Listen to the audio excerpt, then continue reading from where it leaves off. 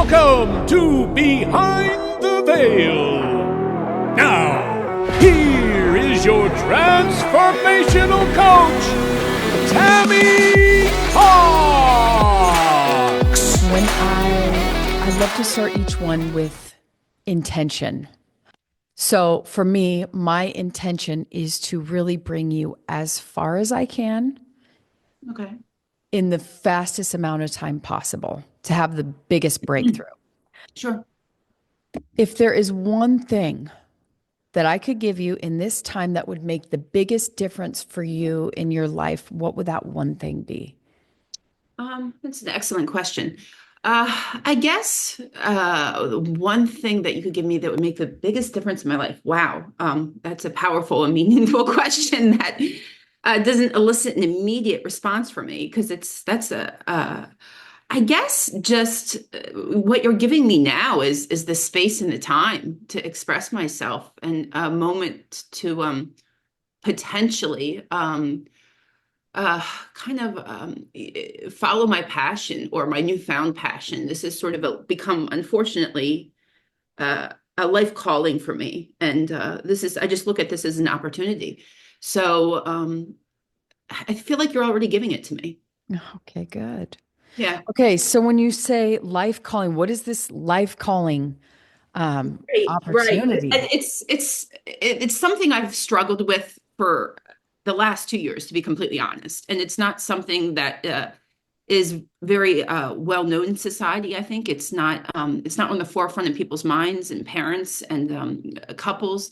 And it's such a depressing topic in a way. And it's something that I didn't necessarily want to be associated with. No one does.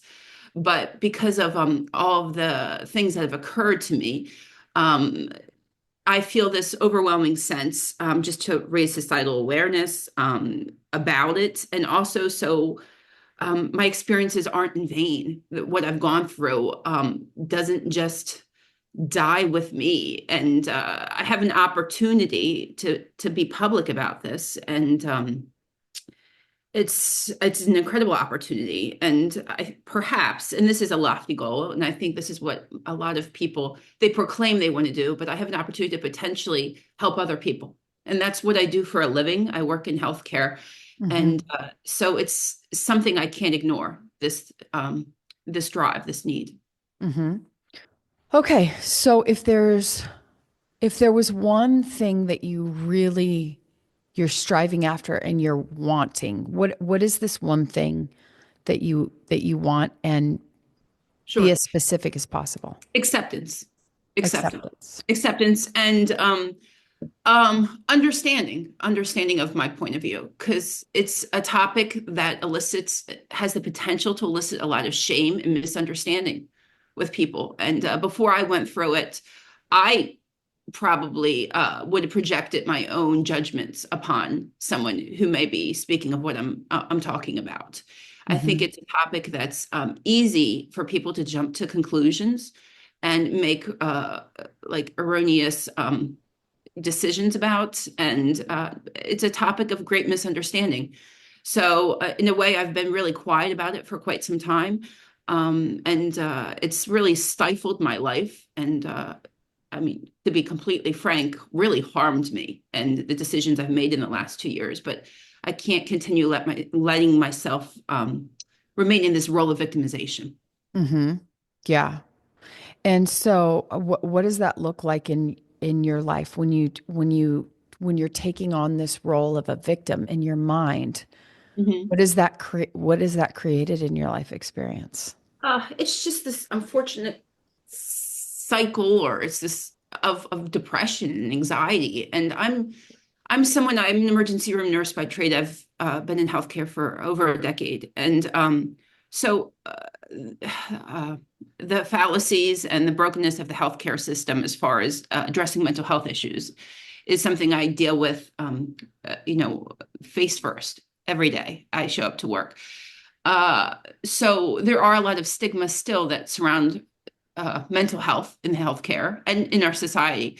And what I'll say is, and a lot of us too that work in healthcare, there's this ingrained stigma amongst ourselves too, because we're supposed to be strong. We're supposed to be, beacons of stability and hope and direction for patients.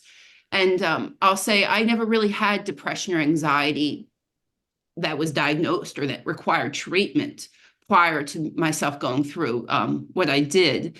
And when this happened to me, it started this whole new cycle of unfortunate cascade, rather, of mental health issues where I have to address them. Yeah. Okay. So when you say mental health, you're talking about anxiety and depression. Mhm. In what way is that in what way does that affect your life?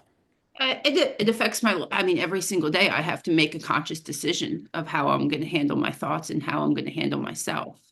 But to be clear, uh, this is all subsequent from parental alienation, what I experienced when I chose to leave my ex-husband.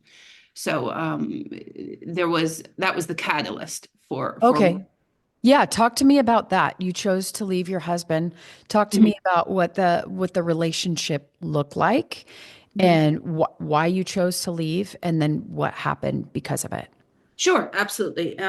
So I had been married for 16 going on 17 years. I had three children with him.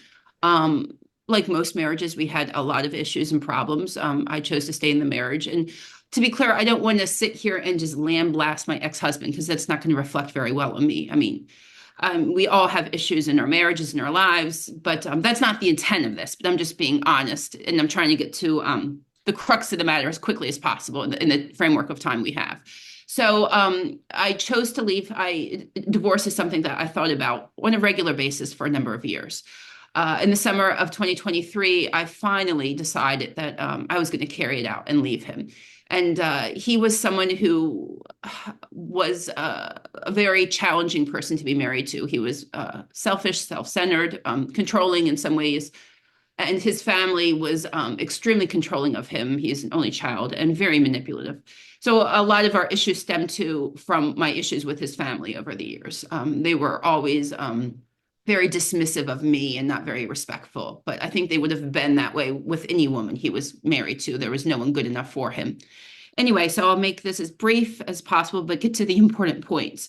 So I left him in the spring, summer of 2023.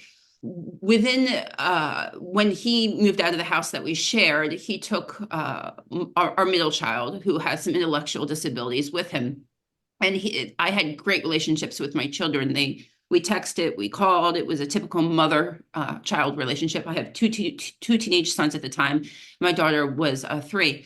And when he took him, the first couple weeks, well, the first 2 weeks, I texted my son. I called him regularly. And mind you, I was still dealing with all the issues of my ex-husband moving out and all the emotional baggage with that because we had just broken up. And he would answer the phone. He would respond to my text messages. And immediately, my ex-husband's family or I would hear them in the background of the phone, and they would tell him to hang up and not talk to me. So within a period of weeks, I went from having a very open communication with my children to my middle son specifically to all communication being cut off. So immediately I went and found an attorney and expressed my concerns about parental alienation and about how they were really not allowing my son to speak to me or have any communication with me. He filed an emergency custody order, which was denied by the judge. So I became pretty frantic. And once that happened, within 2 weeks, at this time, my daughter was 3, my children were 18, 14, and 3. But at this time, anyway, so he filed an So emergency custody. it's a 14-year-old that you're speaking of. Correct. Okay. He's 15 now. But within 2 weeks, as retaliation, because I was still living in the house we shared, and his family was, like I said, very controlling. Within 2 weeks, they um, made allegations that I was abusing my daughter, my 3-year-old. So the county, and I was an emergency room nurse. So of course, this is going to affect anybody, but there was an open child abuse allegation and Mhm. investigation against me in the county I lived. So if I would have been found guilty, I would have lost not just my profession, my way of supporting myself, but I could have potentially went to jail. Mm-hmm. So anyway, so they accused me of this. So there an open investigation was launched, and my daughter was stripped from me. And she was only 3. I was found to be completely not guilty. I was waived of my name was cleared. But within that time frame, it was 6 weeks. They wouldn't. I was only really permitted to see my daughter once because, unbeknownst to me, the way it works, and it's interesting. It's ironic because as an emergency room nurse, I had called Child Protective Services multiple times in my profession. That's part of Yes. something that you deal with on a semi-regular basis in any emergency room. But here, the tables were turned, and it was being done to me. So it just was a time of extreme anguish and depression because not only did they make these false allegations against me as retaliation, but I was at risk of losing my career. And then on top of that, the one thing I was unaware of is the county, what they don't do is they don't step in and deal with custody matters. So their only way that they were going to allow me to see my daughter so I could clear my name was if I were to move out of my house and leave all the possessions and everything behind because he wanted sole custody of the house and the kids. So this is a battle that I fought for quite some time. And then it happened a second time, April of this past year, where they made another false allegation. So basically, essentially, lawfare has been waged against me by my husband and his family. And a number of occurrences happened, and I don't know how much time we have, but they've tried in every way potentially to slander my character and strip me of my parental rights, to the point where I was constantly in defense. I took psychiatric exams. I took hair follicle tests to prove I wasn't a drug addict and an alcoholic. But it's part of too why I stayed married to him and his associate with his family so long was because I knew how vengeful they could be. So I was fearful. I mean, it's something when every day as an emergency room nurse, I screen patients for potential domestic abuse and things of this nature. And I was still doing that and carrying and going to work every day.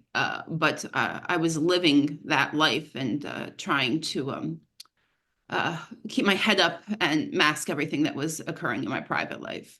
So the parental alienation I experienced was pretty severe. Like everything else in life, there's different severities. There's mild, moderate, and severe. And what happened to me was as probably as severe as it gets. To this day, there's still an open investigation. There's a court-appointed forensic psychologist involved in my case because the just severity and the frequency of their claims against me, so they can have complete control of the children. So it's and through this journey, I've encountered a lot of other parents and a lot of other people that have experienced forms of this once once they have a divorce or a separation, once the relationship ends. And now a lot of people, what's interesting is a lot of people don't even know what it's called or what they're going through. They don't realize how prevalent this is. Mm-hmm. How damaging it is also to society, not just the people that are immediately experiencing it. So Mm-hmm. I've done a lot of research on the topic, and it's like I said, it's something that I didn't really want to be associated with, but it happened to me, and I feel that I'm put in a position where I need to speak out and be much more vocal about this. Mm-hmm. I want you to do something for me, okay? Because obviously this is a very painful event, and I really want to get to the heart of it. So if you'll do me a favor and make yourself as straight and tall as possible, make your spine as erect as possible, and plant your feet flat on the ground. I'm going to take you through a little process, okay? I want you to take a deep breath in. I want you to close your eyes and just allow yourself to relax. As I hear you talking, I'm feeling the energy of what you're experiencing, and it's very painful, right? And I want to help you with that, okay? So close your eyes, and I'm going to have you relax your body. That's right. I want you to, as you take a deep breath in, I want you to allow that breath to go all the way in. Just imagine following that all the way into the very base of your stomach, the bottom of your stomach. Just deep, slow breaths in and out. And allow your body to just relax. I want you to connect. So when you think about the emotion of everything you experienced when you left your husband, you can keep your eyes shut. We're going to use your imagination for a minute. I want you to connect to the emotion that you felt when your husband took your daughter away and you felt completely powerless. You felt, just tap into the emotions. More than words, I want you to tap into the emotions of what it felt like when he ripped your children from you and when it felt like your life was out of control. I want you to recognize that there is a place in your body where these emotions stem from, seem to be coming from. And first impression, I just want you to take your hand and place it on that area. You keep your eyes closed. And I want you to recognize that there is a color associated to that place. What color is it? First impression. Red. Red. Perfect. Now, in your mind's eye, with your eyes closed, I want you to tune into that red color. And I want you to notice that there's a projection coming from that red. And what that projection is, as you allow that projection to get clear, what you notice is this is actually a picture of the very first time that you felt these emotions. And I want you to allow that picture to get clearer, and let me know when you recognize that memory. I remember it vividly. Explain, are you alone or are you with someone? I'm alone. And first impression, how old are you? 43. 43. Okay. I want you to describe to me what you are feeling and what is happening in this image, in this memory. I'm feeling like, honestly, that moment when I got the phone call from Child Protective Services, it felt like the worst day of my life. It felt like I just at that moment, and the emotions I had were unequivocally. I've experienced some challenges and setbacks in my life, as we all have. Is there That any moment was probably one of the worst. earlier experience connected to these emotions? I want you to keep your eyes closed because that's what keeps you in your subconscious. When you open your eyes, you're thinking with your logical mind, and I'm trying to access something a little deeper. That moment when I got the phone call that I couldn't see my daughter and there was an open investigation launched against me for the first time, I've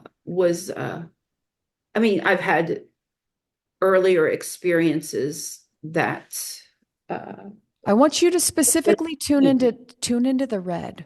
I want you to keep your spine nice and straight. Tune into that red and reflecting out from that red, making your body, your spine as straight as possible. I want you to recognize that from that red is a projection. And that projection, that image that's being projected out from the red, is the first time you felt these emotions. Yes. Yes, it's the first time I felt these emotions. Okay. Complete helplessness, complete just anguish and regret that I didn't see this coming, and kind of self-loathing that somehow I allowed this to happen to myself, and just utter despair. Like I felt like nothing else in my life could have gotten worse at that moment. Mm-hmm. I want you to observe yourself as a third-party observer. I want you to be with yourself in that moment you're feeling these emotions.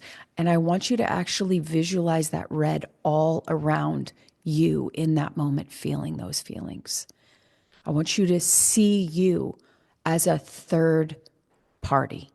Okay. And I want you to witness her, which is you at 43 years old, Mm. experiencing those emotions. I want you to see the look on your face. I want you to see the red bubble around you. And I want you to go ahead and be in that red bubble with the 43-year-old version of you experiencing these emotions. And I want you to actually feel those emotions with her, as her. And I want you to take them on for her, knowing that she needs you in this moment to help her with these heavy, painful feelings running through her system. It'll be almost like threading a needle. I want you to move through this red bubble in order to feel these emotions for her, to take them on, to recognize that she's still in there, in pain, feeling all of this because she is within you. So I want you to feel it with her, feel it, knowing that until it's felt, it's still in her system and it's affecting her and it's hurting her. And I want you to ask her what she needs from you in this moment in order to feel these emotions, in order to allow these emotions to pass. With your eyes closed, ask her, what does she need from you in this moment? Would you like me to say it out loud? Yeah, Or yeah, I already know. yeah. So yeah. I mean, at that moment, I was completely alone. What does she need? What is she telling you that she needs from you right now? Support, compassion, and hope. Mm-hmm. I mean, those are the things, without a doubt. Can you give them to her? Of course. Yeah. Yeah. Does she need a hug from you? Yeah, give her a hug. I want you to hold her. She needs you right now. I want you to allow her to express these deep, hurtful, painful things. She needs you to be there for her. I want you to hold on to her. And I want you to tell her everything she needs to hear from you right now. This is not how I expected this interview to go, but sure. This is not what I was prepared for.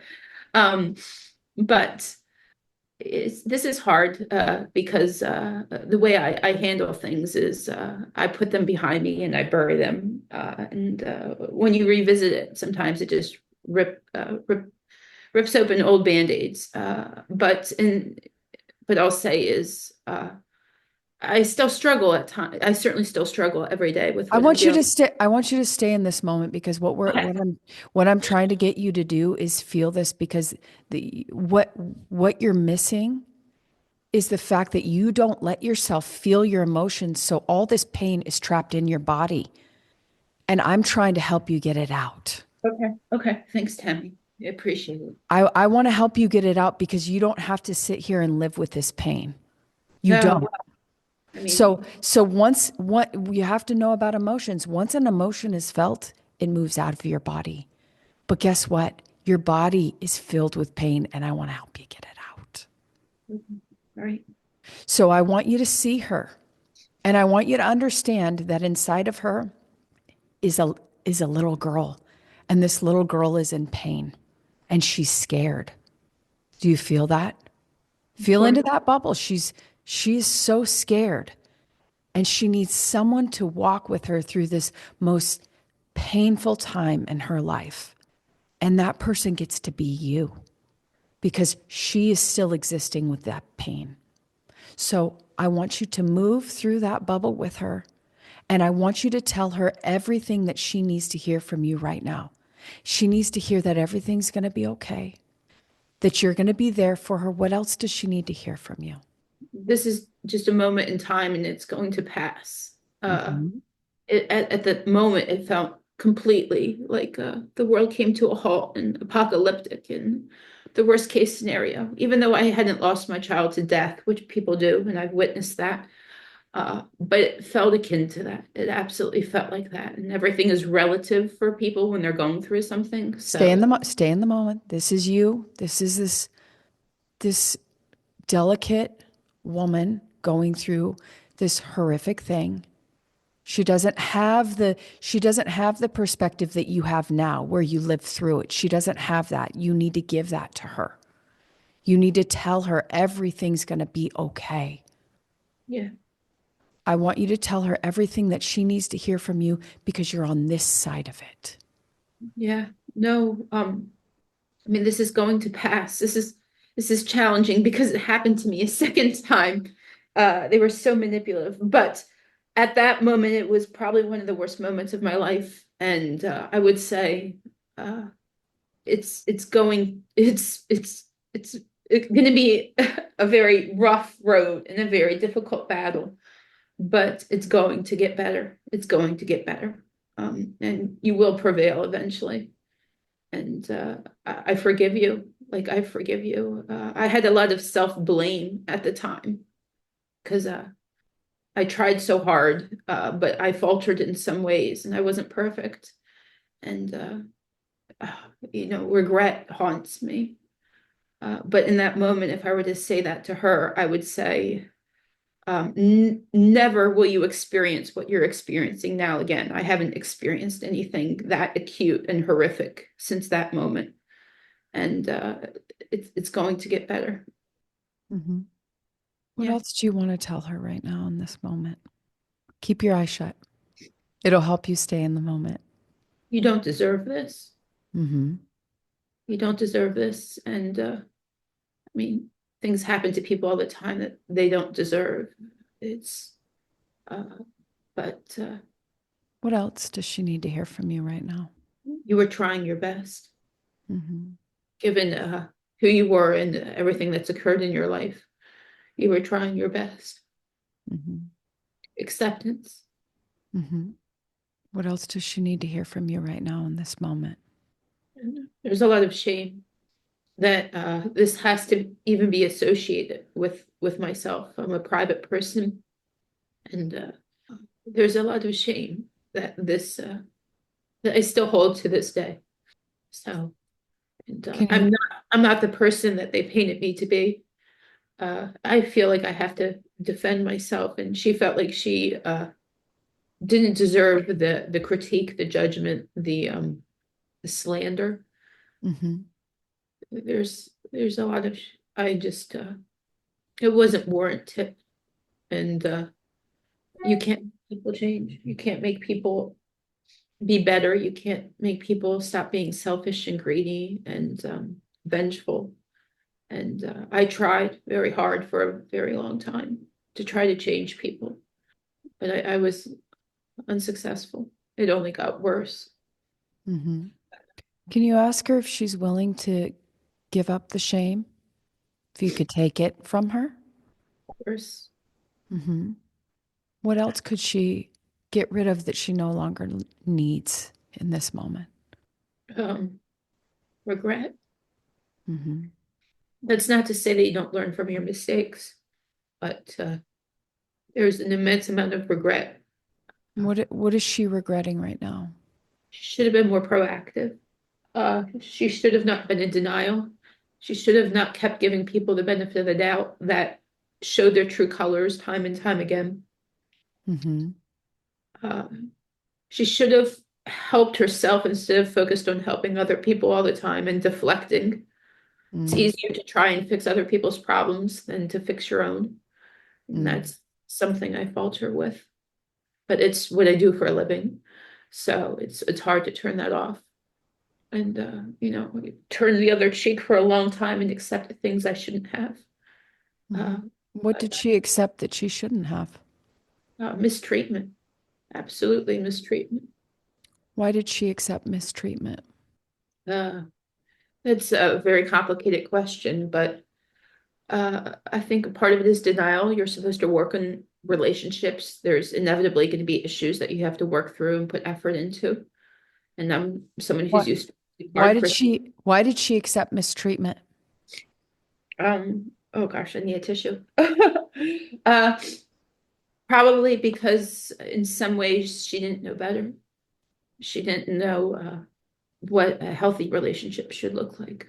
Why did she accept mistreatment of herself? Oh, she kept thinking it would get better. Uh, she kept holding on to the times it was good. It's a multifaceted issue. I mean, when you're with someone for a number of years, dysfunction becomes your function and your lifestyle. I mean, we all have lived certain lifestyles. I was used Why to, is she allowing herself to be mistreated by another person? I guess she felt that this was the best, that this was the only option at that time, or it's a complicated issue staying with someone when you have three children and financial responsibilities and your life is wrapped around them. So you keep hoping things will get better, and you keep trying, and you don't really see a way out.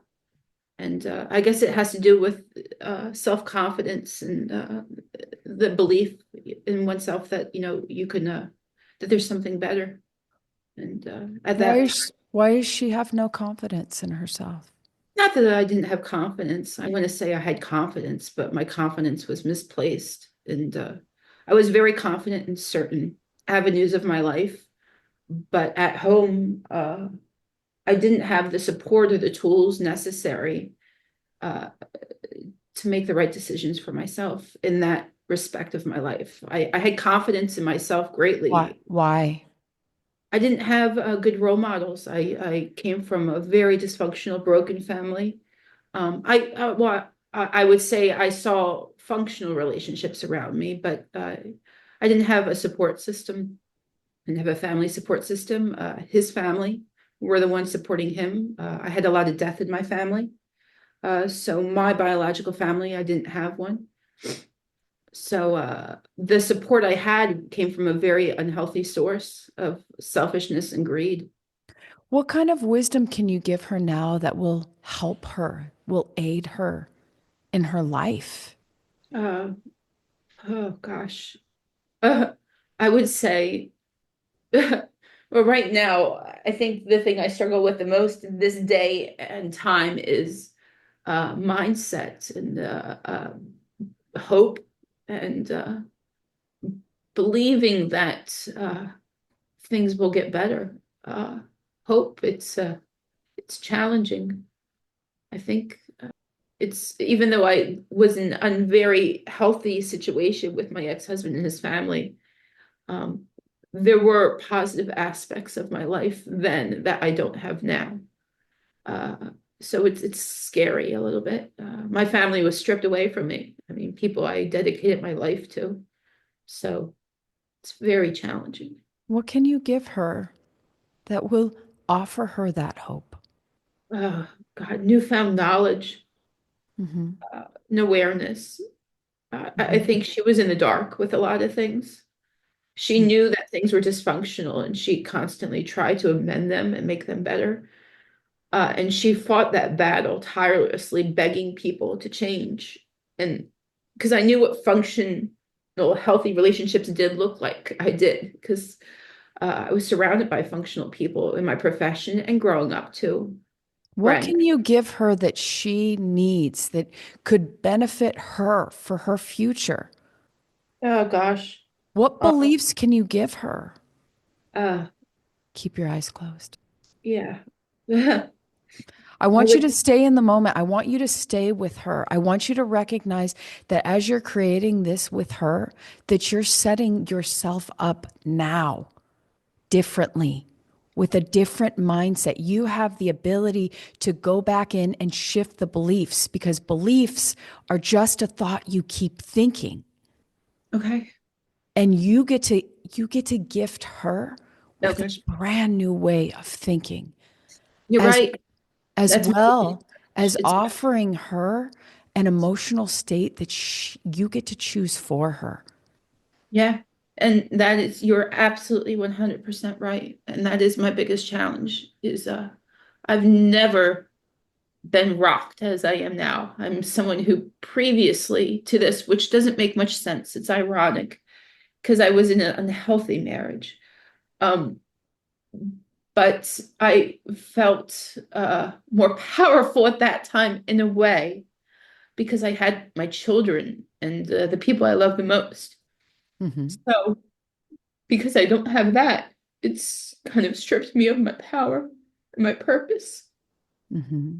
So every day that's a challenge. Not having that power and purpose in my life. Mm-hmm. Because I'm a mother. The bubble you see around yourself in this moment, meaning your 43-year-old self, I want you to see it. What color is it now? I would say it's not red anymore, but it's not clear. Mm-hmm. It's still in, I'm still in this. I think healing is complicated. I can't snap. It can be, but when I take people through this process, we clear that bubble. The only reason why it's not clearing is because you're not really staying in it. Yeah, And that's okay. This is your first time doing this process, but I help people clear out pain, and it will go as fast or as slow as it needs to, but it's all on the resistance you have. I need a tissue. Yeah. This is not You what I want to, prepared for. yeah. Can I get a tissue? Yeah, get it. Yeah, go for it. Get a Like, I tissue. don't want to wipe my nose on my sleeve. It's just I Yeah, of didn't course you have could. tissues to my table. Of So course you could get a tissue. I have 20 seconds. Yes. So anyway, back to what you were saying. I know this is not your average podcast. This is where No. I get to actually help you in the deepest way possible within my tool belt. And it's to help you move pain out of your body. Yeah, I was completely unprepared for this. Uh, um, anyway, so back to, I know we only have so much time. Back to, were you asking The me to color, go? yes, yes, the color sheet, the color around her right now. Oh, I guess speaking in terms like very basic, simplistic terms, it's not red, which is to me signifies, severe emergency, uh, alert. I would say, When I take people through this process, their eyes are closed the whole time, and that's okay, because you'll have access to the actual. Because here's the thing with your imagination is creating your whole life experience, and what we're doing is we're clearing out a traumatic event that happened so that you can have that lightness and freeness in your body, because it's only the pain around that event that has you stuck in the negative past. okay, And when we move the pain out, what you're going to be able to see is the wisdom from the event, because every painful thing that we go through in life has wisdom to offer us.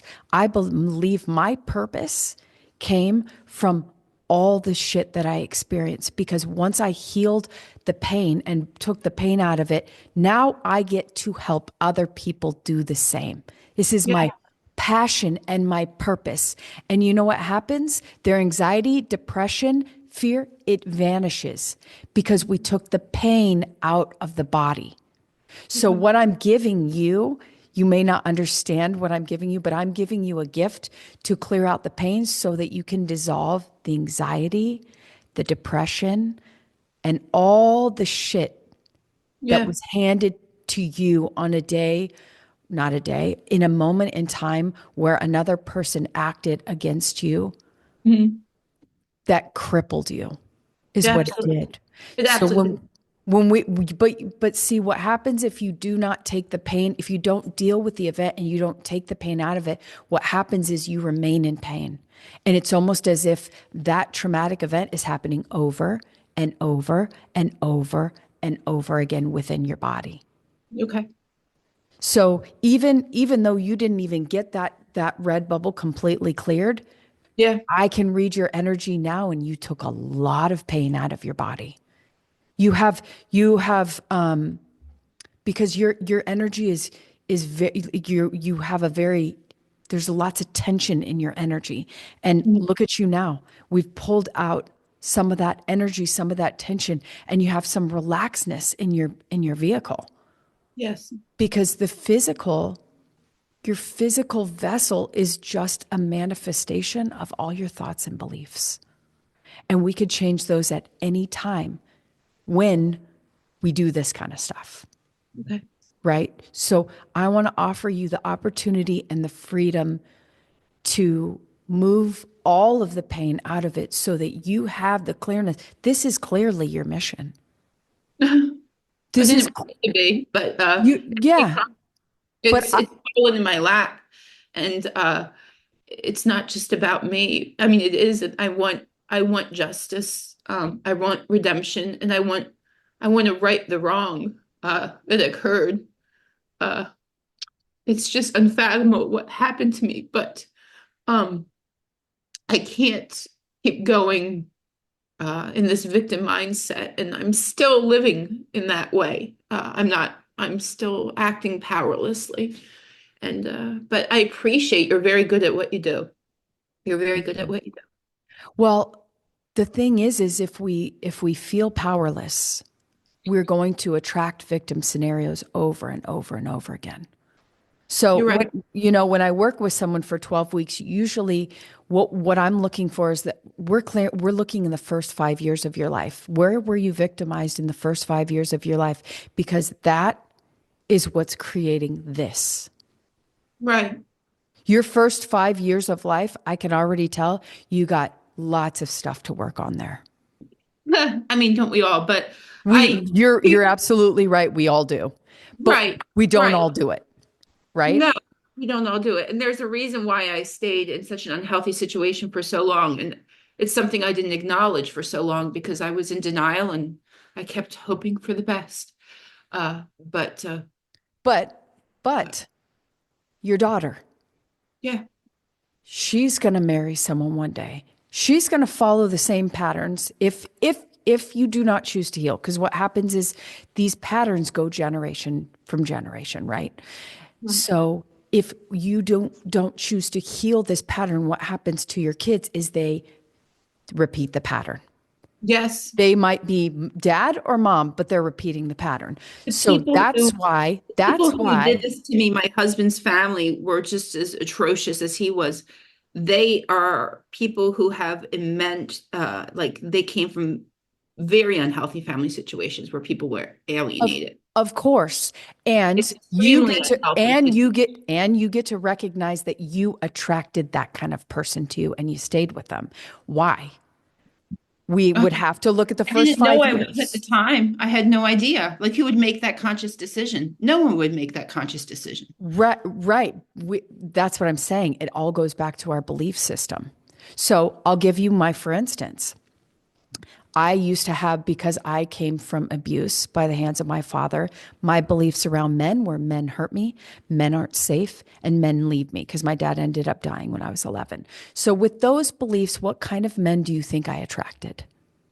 Men hurt me, men aren't safe, men leave me. What kind of men do you think I attracted in my life with those beliefs? When I chose to heal them, when I chose to look at those beliefs and heal them, then I could bring in my now husband, who is nothing like my dad, right? But I had to look at the beliefs. I had to see the beliefs. There was a reason why I was attracting the things in my life that I was attracting. And that's all it is. There's nothing intrinsically wrong with any of us, but we are attracting to us based on our belief system, because that's how this program setting works. You're absolutely right. And that's a theory I've always bought into. I've known Yeah, a number of battered women in my life, and they keep choosing people to right. continuously do that. And what I do in my work is I look at people's belief systems. There's no judgment in what we attract to us. We all attract both positive and negative things. It's just about saying, okay, I have this pattern. I would like to change it now because I Correct. don't want another relationship like this. Well, if we want to change the pattern, then we got to go back. We got to find those beliefs and we got to switch them. That's it. It's just, we don't have to judge it at all, right? That younger version of you, she was doing the best she could. She said, this is what I got to do. I can change this. I can help this. I'm a helper. That's what I do, right? Right. We go back to your childhood, that I'm sure that's what we'd find. You were helping everyone. You had that role within your family. Right. So you were just acting out the system, acting out the pattern, right? There's nothing wrong with you. You're perfect. You're brilliant. You're divine, in fact. You are the source in human clothes, in a human body. That's what you are. I believe that you came here for a purpose and a mission, and I think you found it. The problem is that we get to remove the pain from it so that you just have the wisdom, and now you get to help other women who've gone through what you've gone through, and you get to say, hey, listen, I was where where you're at right now, and guess what? Look at where I am now. And you can have that too. You know how much hope that gives someone? So I believe that our purpose largely is birthed out of our pain and our struggle, Okay. right? So it doesn't have to be a terrible event. It could be a very beautiful event. My traumas, I'm very thankful for, right? Because that's what led me on my journey. I had to heal myself because I was either going to take my life or I was going to heal myself. I think it's a matter, not to summarize what you're saying, but it's a matter of shifting the way I view this. I'm still daily viewing this as something that should have never occurred, and I should have prevented it. And if I could rewind time, things have gone differently. So I'm still viewing it as a tragedy. But the difference, as far as what you're saying, is it's of course all about my mindset and my viewpoint. Is if I view this as a gift in a way, if I view this as a gift, as I was Absolutely. handed a gift, and what I'll do with the gift. And that's where I fail and have failed continuously with is how I viewed what occurred with me, is because I still have what occurred to me was, I mean, horrific. And I hate coming at this from a point of victimization, but I can't lie and say it was this beautiful experience. It was something that Well, and let rocked me, my life and was absolutely terrible. yeah. So it's hard not to place these negative emotions upon it, right? Well, but until you get, the only way to get out of the victim mentality is to move the pain out. That's the Yeah, only way. So right. that's why I'm telling you, it's I that, have to view it it's as that a, piece. It's that yeah, piece you're missing. It's like you can't not be the victim until you release the pain part. yeah. And once you can do that, then you have the wisdom without all the negative emotional tie to it. It's an event that happened that launched you into your purpose, but it doesn't have all these negative ties to the past. And you're right. The secret to handling that for me emotionally is to look at myself as a third party.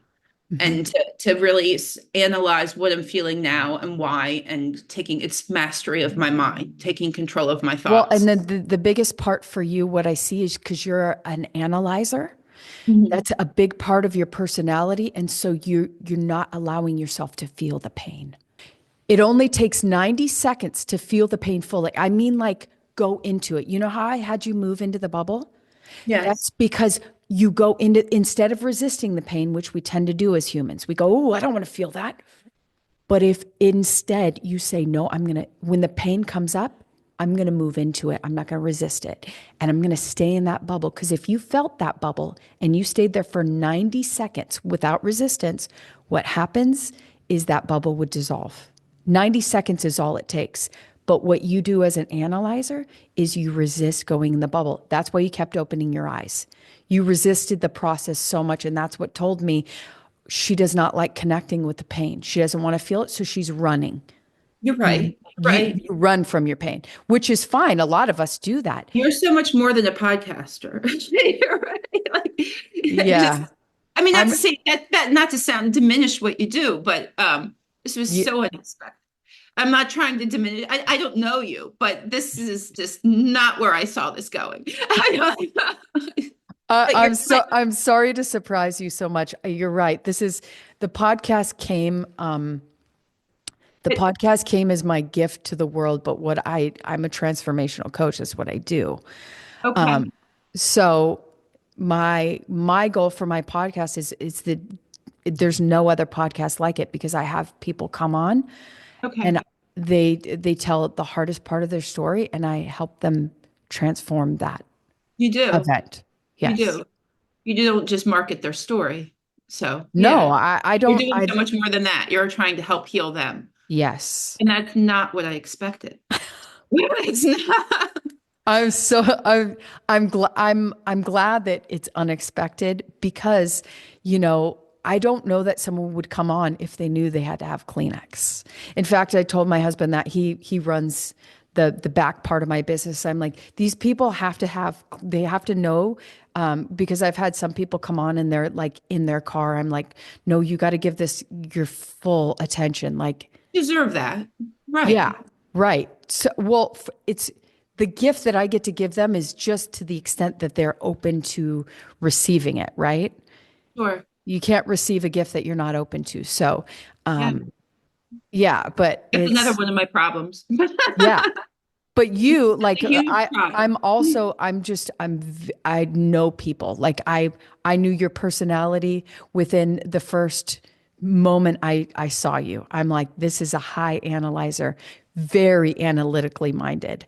And so for you, I knew it was going to be the plugging into your emotions. But when you kept opening your eyes, it's because you didn't want to move into your bubble. So what would be the biggest breakthrough for you in your life is allowing yourself to feel the pain Okay. and not resisting it. Go into like, so when I do this with my clients, we go to every age. We go back to childhood is where we're trying to go. And I have them pick up that little girl within them and they connect with her. I want you to look into her eyes. I want you to see her pain. I want you to see the emotion on her face. What is she experiencing? What does she need from you? Connect with her because she's inside of you. And I want you to see it as your daughter. When, sometimes when I get disconnected from my little self, I'll picture my girls. I have 3 daughters. I'll picture my youngest one because it's not too far off. She's 6. And I'll hold her. But it's me. It's me with all my pain and all my fears. And I'll hold it until that pain dissolves. That's what you need to do with that little girl within you.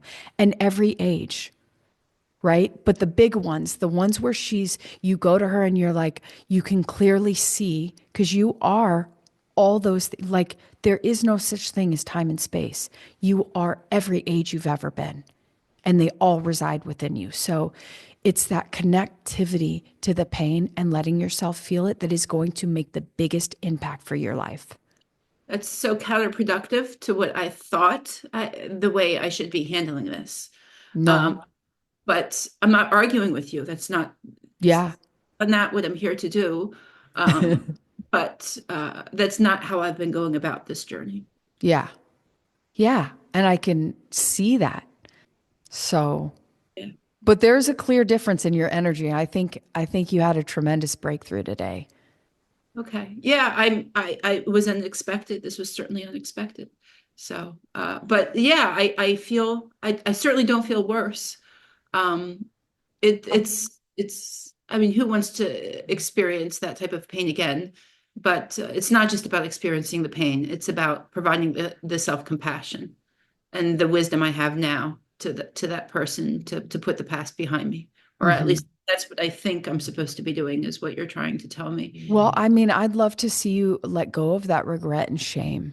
And I'd love to see you, you know, have this agreement with your younger self of like, you did the best you could with I what you were really did. given. I really You did. I think really, there really were times that did. I was rebellious and extremely angry, and I was the person I am. It's hard to change your personality and how you handle problems when you're going through this acute critical scenario. And I handled it the way that historically things worked out for me. I'm not saying it was the healthiest way, but that's how I handled the scenario. But that cycle has been pervasive in the way I continue to handle problems, and it's challenging. And I'll give you one other really great tip that works well is your ex is in a lot of pain. What? I'm telling you, he is in more pain than you. Oh, he has my 2 older sons. He has the house that I cherish. He has been in pain his whole life. If you think you hold on to pain, I'm telling you, he has more. So here's the thing. I don't wish the thing that's so strange about this, because he was not not a good partner in a lot of ways, and I should have a lot of animosity and hatred towards him, and I do some days, but I don't wish him the ill will that he has wished upon me the way with his. Hurt people hurt people. It takes a victim to make a victim. He is in a lot of pain. And I know you don't have any sympathy or compassion on him now, but usually it takes weeks and weeks with me working with a client before they finally start to see that they're not the victim. You have to get out of that victim mindset, which means you have to release your pain before you can see clearly to be like, everyone that really hurt me was in so much pain. So what we do when we're in pain is very different from person to person, right? I have my trauma response. My husband has his trauma response, and they're completely opposite of each other, right? I think too, not to argue with you, I have encountered people in my life that elicit joy from hurting people. There are people out there that enjoy hurting other people. Why? Why? Because of who they are. Because they're in pain. The reason why they get joy out of hurting someone else is because they're in pain. Have you ever heard misery enjoys company? Of course. Of course.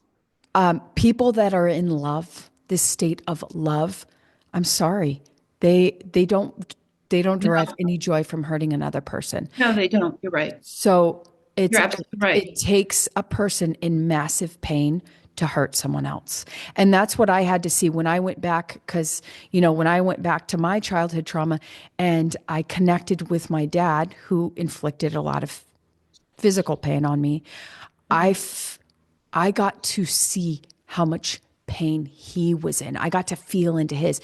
We didn't get that far into this experience because there was a lot of resistance around the feelings.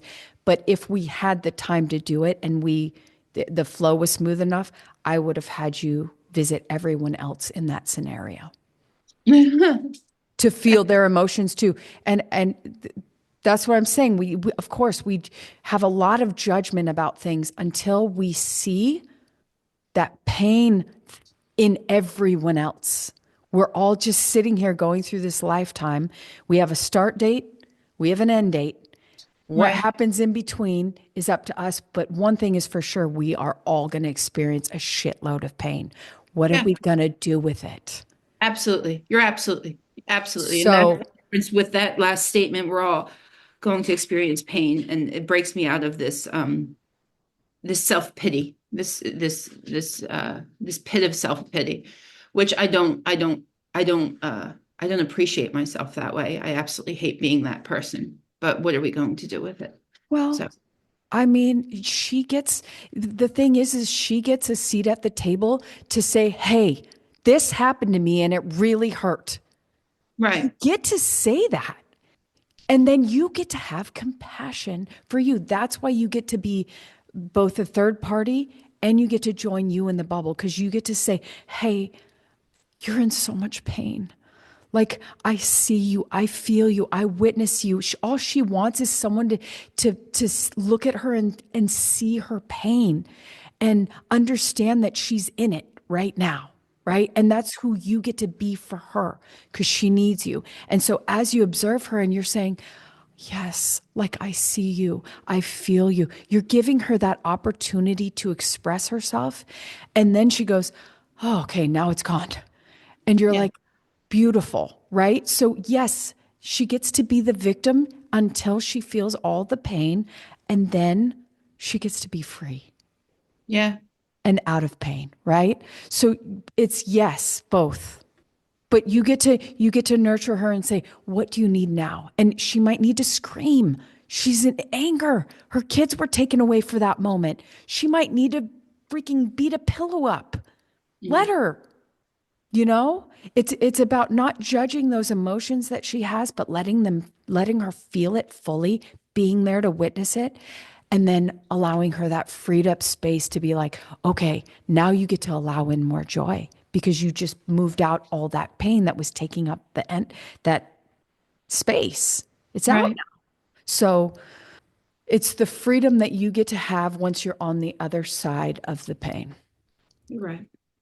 So yeah, this was step one. I hope it's a great step for you. I hope you continue on in your journey. If you would like to continue on with me, we could talk about what that would look like.